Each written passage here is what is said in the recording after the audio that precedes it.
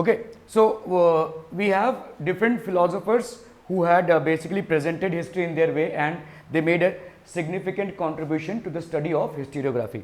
So in the same context that we were discussing in the earlier slide, we have George William Frederick Hegel. Okay, he actually delivered a lot of lectures which were compiled into a book, and that's basically Encyclopedia of Philosophical Sciences. Okay, and the book that he has actually written is Reason in History. Okay, so what are his ideas about historiography? His ideas about historiography is historical reality should be presented logically. Okay, it should be actually presented very logically.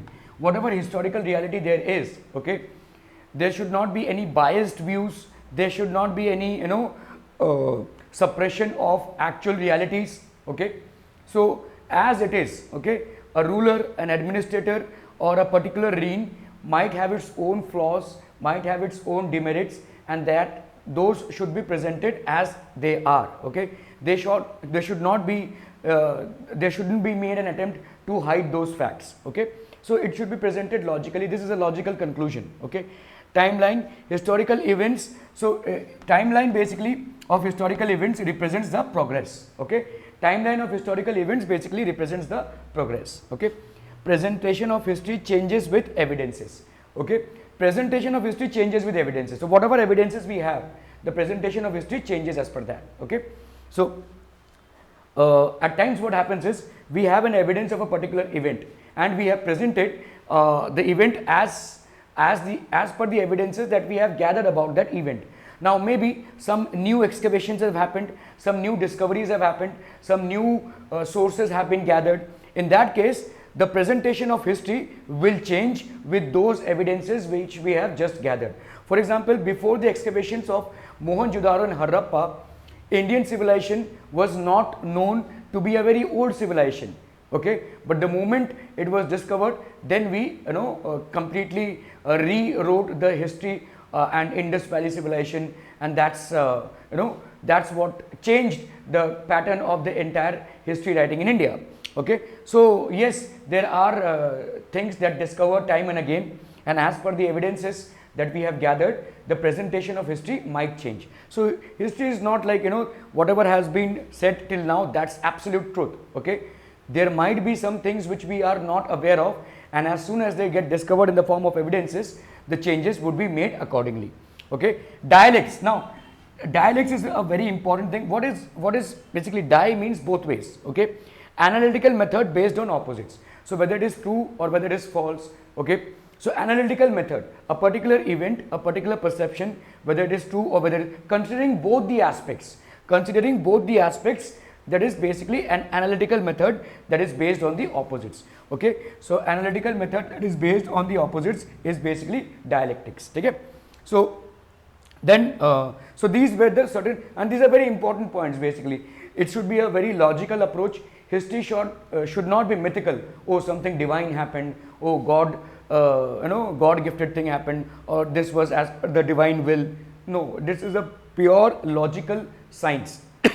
Even if we not rate it as an empirical science, at least scientific methods are employed here.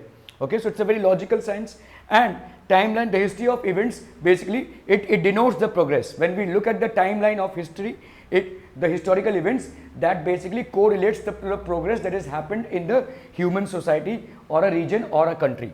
Okay, dialectics means that we will have to consider the opposites of a particular event or a particular era. We have to consider both the aspects, merits, demerits, advantages, disadvantages. Okay, so for example, a non-cooperation movement. It was a good movement, but how did it impact? How did people perceive it? Was it successful? Was it unsuccessful? Okay, so all these are basically piled up. Okay, presentation of history with changes of, and again presentation changes as per the evidences that we gather time and again. So it's not something that has been permanently framed. It is supposed to encounter changes with the evidences that we might discover in recent times. Okay, okay. So now we have Leopold, who was also a philosopher, and he wrote the book, The Theory of Practice of History and the Secret of World History. Now, what is his perception about historiography?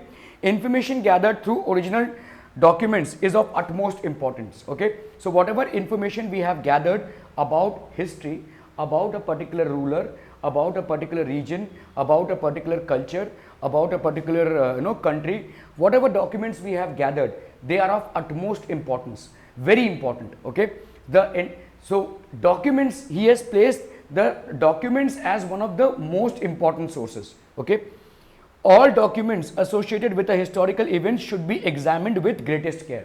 So they should be examined with greatest care. We should examine the authenticity, whether they are actually valid or not, whether they are written and composed in the same time frame that we are correlating to. Okay, and should be examined with greatest care. Okay, they should be examined with greatest care. We should be going into the fine tuning and detailing and then decoding it, okay, to reach the historical truth. So documents is something that is held of utmost importance by them. Okay, you can take a snapshot of the same. Okay, so a little more about the historiography, about the contribution of various scholars. So we have here the name of the philosopher Karl Marx, a very important person in terms of changing the political structure across countries. So he was the one who actually gave the idea of communism, and that's what Russia and other countries took over. Okay, so Das Kapital was a very important book that he had actually written, and was written in German language. It's one of the most it's one of the books which is translated in most of the languages in the world. Okay, it has got the highest number of translations, okay, in other languages. So very important book. It was not only about history, it was about the political structure, the social structure of humanity. A very renowned scholar, and the things that he presented were actually accepted by Lenin and all in Russia, and that entire government structure changed. Okay, so that's how communism actually developed. Okay, now according to him, history is not about abstract ideas about living people. Okay, it is about but about living people. So what he's trying to say is this is just not abstract ideas. Okay, we do not discuss about ideas, we discuss about people. We discuss about people, what is the impact on the life of people. Okay, so it is a science, or rather it is a subject which is people oriented rather than idea oriented. Okay, that was about his idea about history. Human history is the history of class struggle. Okay, so there is always whichever era, whichever time period we are referring to, we will always find that there is a struggle amongst the class. Now this class can be based on caste system, this class can be based on the income, this class can be based on the division of different stratas of the society. Okay, for example, in India we had the caste system in which the different strata of the society of people were divided into, and that had a huge impact. Okay, it started well, but when then atrocities started to be let's say Brahman, Kshatriyas, Vaishyas, Shudras, these were the four classes. So they were divided as per the work that they do. However, as time went by, there were different atrocities that were committed. Okay, and then things went haywire and out of control. Okay, that's when that's where the higher class of people had actually tormented and tortured the lower class of people. So in Western countries, we have seen in the history of France, there were the clergymen, the noblemen, and then there was the common class of people. Again, there is a class struggle. Okay, right now also this has not finished. Still the class struggle persists. The dimensions have changed. Maybe between black and whites there is a class struggle. Still in many remote parts of India we will see the caste struggle. Okay, so according to him, this is all about class struggle. Okay, in every aspect or period of history we will find the class struggle between the different societies of human beings. Okay, so this is quite common in all regions, in all countries, and in all provinces. Okay, so human history is the history of class struggle. That's what he has broadly classified. There is no region which has not been impacted by this. Okay, all right. So then we have Simon de Beauvoir, when he emphasized on the inclusion of. So this is a change that is happening. See, most of the history that we read is about rulers who are male rulers. Okay, Most of the times whenever we read history, we will see that it is more or less a male dominated perspective that comes out. Okay, how the rulers ruled, how they won battles, or who lost the battle, or what were their strategies. So very little has been explored or said or researched on the contribution of women. Okay, see, rulers are basically war related. Okay, so these they have a contribution to play in terms of administration, in terms of handling wars, battles, etc. But when you come to daily life, okay, women have a more bigger contribution, which has been more or less neglected in the study of history. Okay, the contribution of women towards the society, towards the family, towards the region and a country as a whole has been more or less ignored, and that's not a good sign. Okay, so Simon de Beauvoir was the first person who said that we are not trying to explore the contribution or inclusion of women in history, and that's not a healthy trend, because we are neglecting on a broader basis the influence of women on the daily life of people. Wars and battles are kind of, it's not something which is happening every now and then. It happens after a certain period of time, and there have been battles, there have been wars that have happened in history. But what about the average life of people in between these events? Okay, that average life is hugely impacted by the contribution of women, which has been completely ignored. Okay, so this is one thing that he emphasized on. He emphasized on rethinking of the male dominated perspective of history. So as we see, history has been presented more in the male perspective than in the female perspective. We talk more about the male rulers. It's not about more, we generally talk only about them. Okay, hardly you will see any woman, for example Joan of Arc, okay, one in a million. Okay, Rani of Jhansi, one in a million. Okay, that's how we talk about history from the female perspective. So is there that females do not have any contribution? Okay, so this is something that has been highlighted by Simon de Beauvoir. We have learnt about rulers, and most of them are only males. What about the female contribution? Okay, so that has been kind of more or less ignored.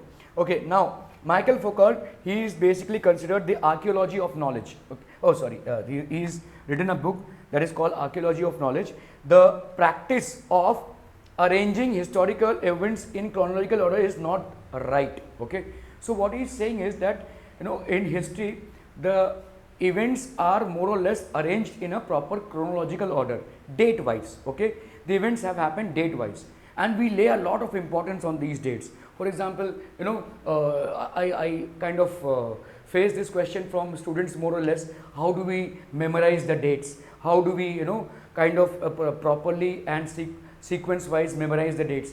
So this is a basic problem amongst students.